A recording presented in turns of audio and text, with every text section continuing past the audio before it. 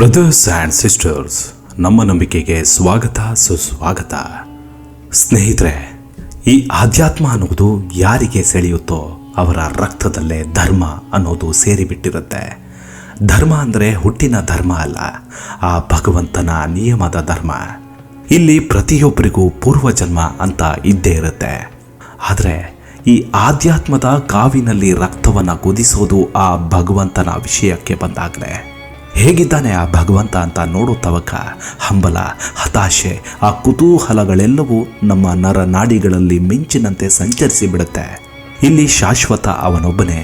ನಾವೆಲ್ಲರೂ ಬದುಕೋ ಒಂದಷ್ಟು ದಿನವೋ ವರ್ಷಗಳೋ ಇಲ್ಲಿನ ವಿಸ್ಮಯವನ್ನು ತಿಳಿಯೋಣ. ಒಂದಷ್ಟು ಆತ್ಮತೃಪ್ತಿಯಾದರೂ ನಮ್ಮದಾಗತ್ತೆ. ನೂರಾರು ವರ್ಷಗಳ ತಪಸ್ಸಿದ್ರೆ ಮಾತ್ರ ಆ ಭಗವಂತನನ್ನು ಸಾಕ್ಷಾತ್ಕರಿಸ್ಕೊಳ್ಬಹುದು. ಈ ಹುಟ್ಟು ಸಾವಿನ ಕೊಂಡಿ ಕಳಚಿ ಆ ಪರಮಾನಂದ ದಿವ್ಯ ಸ್ಥಾನಕ್ಕೆ ತೆರಳಬಹುದಷ್ಟೇ. ಅದೆಲ್ಲದರ ಮೂಲ ದಾರಿಯೇ ಪ್ರಾಣಾಯಾಮ. ಈ ಪ್ರಾಣದ ಆಯಾಮವನ್ನು ಸರಿಯಾದ ಮಾರ್ಗದಲ್ಲಿ ತಿಳಿದು ಬಿಟ್ರೆ ಒಂದೋ ದೇವರನ್ನು ನೋಡ್ತೀವಿ, ಇಲ್ಲ ಈ ದೇಹವನ್ನಾದರೂ ಹದವಾಗಿ ಆರೋಗ್ಯವಾಗಿ ನೋಡಿಕೊಳ್ತೀವಿ. ಇಲ್ಲಿ ಬೇಕಾಗಿರೋದು ಅತಿ ಮುಖ್ಯವಾಗಿ ಅಂದರೆ ಸಮಾಧಾನ, ತಾಳ್ಮೆ, ಶಿಸ್ತಿನ ಜೊತೆಗೆ ಅಗಾಧವಾದ ನಮ್ಮ ನಂಬಿಕೆನೇ ಕೆಲಸ ಮಾಡೋದು. ಸ್ನೇಹಿತರೆ, ಕಳೆದ ಎಪಿಸೋಡ್ನಲ್ಲಿ ಪ್ರಾಣಾಯಾಮ ಅಂದ್ರೇನು ಅಂತ ಹೇಳಿದ್ದೆ. ಇವತ್ತು ಪ್ರಾಣಾಯಾಮ ಮಾಡುವ ಸರಿಯಾದ ವಿಧಾನವನ್ನು ತಿಳಿಸ್ಕೊಡ್ತೀನಿ. ಈ ವಿಧಾನವನ್ನು ನನ್ನ ಗುರುಗಳು ನನಗೆ ಕಲಿಸಿದ್ದು. ಈ ಆಯಾಮ ಬಹುಶಃ ನನ್ನ ಬದುಕಿನ ದಿಕ್ಕನ್ನೇ ಬದಲಿಸಿದೆ. ನನ್ನ ಎದೆಯೊಳಗೆ ಹೊಗೆಯಾಡ್ತಿದ್ದ ಆ ದೇವರನ್ನು ಕಾಣಬೇಕೆಂಬ ಕಿಚ್ಚು ಹೊತ್ತಿಸಿಬಿಟ್ಟಿದೆ. ಬನ್ನಿ ಹಾಗಿದ್ರೆ ಈ ಪ್ರಾಣದ ಆಯಾಮವನ್ನು ತಿಳಿದುಕೊಳ್ಳೋಣ. ಅದಕ್ಕೂ ಮುನ್ನ ಯಾರೆಲ್ಲ ಪ್ರಾಣಾಯಾಮದ ಹಿಂದಿನ ವಿಡಿಯೋ ನೋಡಿಲ್ಲ, ಡಿಸ್ಕ್ರಿಪ್ಷನ್ ಬಾಕ್ಸ್ನಲ್ಲಿ ಲಿಂಕ್ ಶೇರ್ ಮಾಡಲಾಗಿದೆ. ದಯವಿಟ್ಟು ವೀಕ್ಷಿಸಿ. ಈ ವಿಡಿಯೋವನ್ನು ಸ್ಕಿಪ್ ಮಾಡದೆ ಸಂಪೂರ್ಣವಾಗಿ ನೋಡಿ. ಸ್ನೇಹಿತರೆ, ಮೊದಲು ಆಸನವನ್ನು ಸರಿಪಡಿಸ್ಕೊಳ್ಬೇಕು. ಅಂದರೆ ಕುಳಿತುಕೊಳ್ಳುವಾಗ ನೇರವಾಗಿ ಕುಳಿತುಕೊಳ್ಬೇಕು. ತಳಭಾಗ, ಬೆನ್ನುಹುರಿ ಮತ್ತು ತಲೆ ನೇರವಾಗಿರಬೇಕು.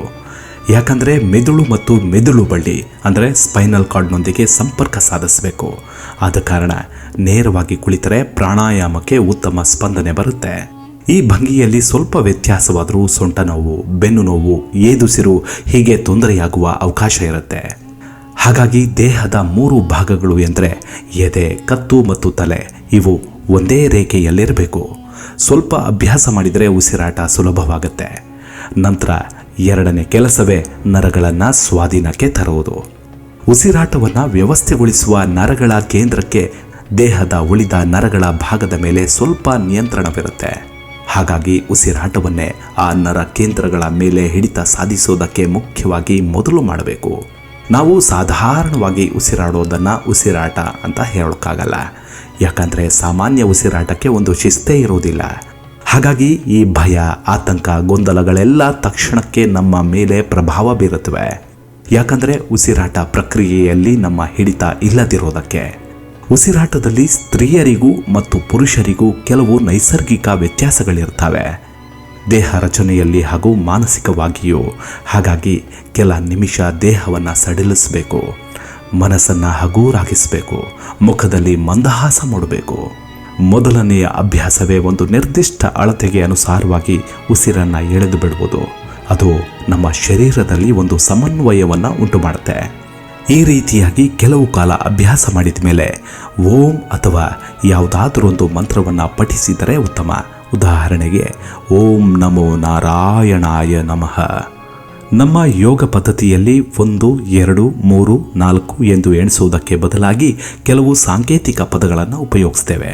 ಅದಕ್ಕೋಸ್ಕರವೇ ಓಂ ಅಥವಾ ಯಾವುದಾದರೊಂದು ಮಂತ್ರವನ್ನು ಪ್ರಾಣಾಯಾಮದೊಂದಿಗೆ ಪಠಿಸಿದರೆ ಒಳ್ಳೆಯದು.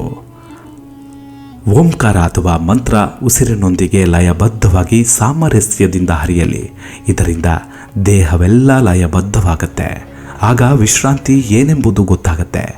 ಈ ಸಮಾಧಾನ, ಶಾಂತಿಯನ್ನು ಹೋಲಿಸಿ ನೋಡಿದರೆ ನಿದ್ರೆ ವಿಶ್ರಾಂತಿಯಲ್ಲ.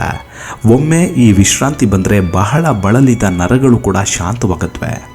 ಈ ಸಾಧನೆಯ ಮೊದಲನೆಯ ಪರಿಣಾಮವೇ ಒಬ್ಬನ ಮುಖದ ಭಾವನೆಯ ಬದಲಾವಣೆಯಾಗುವುದು. ಒರಟುತನ ಮುಖದಿಂದ ಮಾಯವಾಗುತ್ತೆ. ಶಾಂತ ಆಲೋಚನೆಗಳಿಂದ ಶಾಂತಿಯೇ ಅವನ ಮುಖದ ತುಂಬೆಲ್ಲ ಹರಡುತ್ತೆ. ಹೀಗೆ ನಿತ್ಯ ಅಭ್ಯಾಸ ಮಾಡುತ್ತಾ ಹೋದಂತೆ ಮಧುರವಾದ ಧ್ವನಿ ಬರುತ್ತೆ. ಮೇಲೆ ಹೇಳಿದಂತೆ ಉಸಿರಾಡುವುದನ್ನು ಕೆಲವು ದಿನಗಳು ಅಭ್ಯಾಸ ಮಾಡಬೇಕು. ನಂತರ ಇದರ ಮುಂದಿನ ಹಂತಕ್ಕೆ ತಯಾರಾಗಬೇಕು.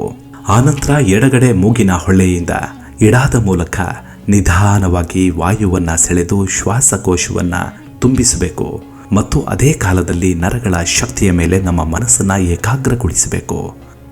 ನಂತರ ಆ ನರಗಳ ಶಕ್ತಿಯನ್ನು ಬೆನ್ನುಮೂಳೆಯ ಮೂಲಕ ಕೆಳಗೆ ಕಳುಹಿಸಿ ಕುಂಡಲಿನಿಯ ವಾಸಸ್ಥಾನವಾದ ತ್ರಿಕೋಣಾಕಾರದ ಮೂಲಾಧಾರ ಚಕ್ರದ ಮೇಲೆ ಬಲವಾಗಿ ಹೊಡಿತಿರುವಂತೆ ಭಾವಿಸಬೇಕು.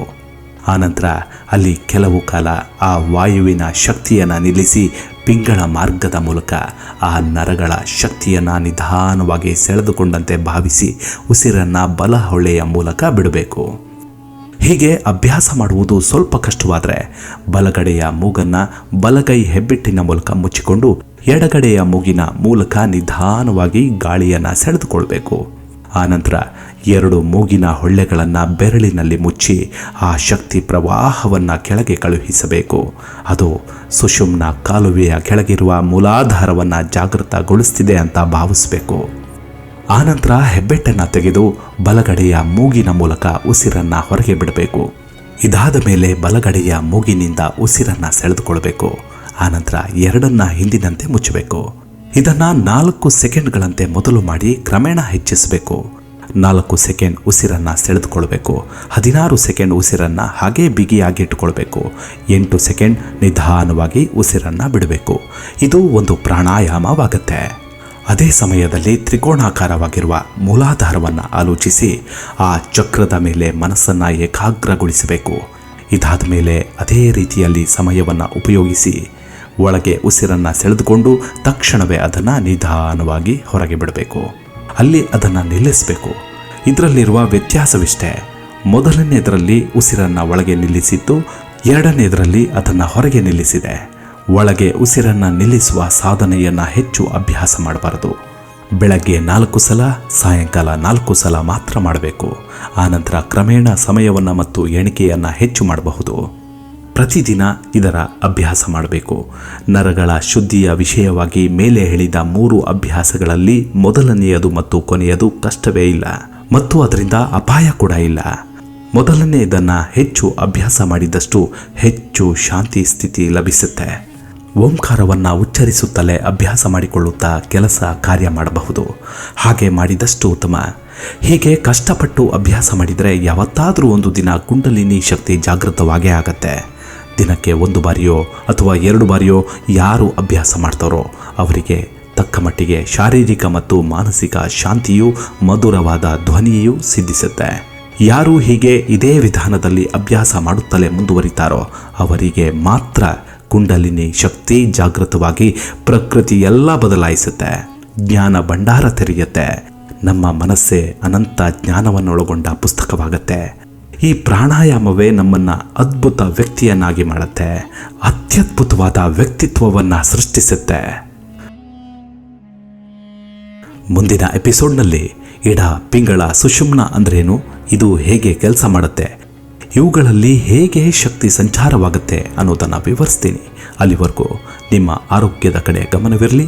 ಕೊನೆಯದಾಗಿ ಒಂದು ಮಾತು, ಈ ರೀತಿಯ ವಿಧಾನದಲ್ಲಿ ಪ್ರಾಣಾಯಾಮ ಮಾಡೋದಕ್ಕಿಂತ ಮುಂಚೆ ನಿಮ್ಮ ಆಹಾರ ಪದ್ಧತಿ, ಜೀವನ ಶೈಲಿ ಎಲ್ಲವನ್ನು ಬದಲಾಯಿಸಿಕೊಳ್ಳಿ.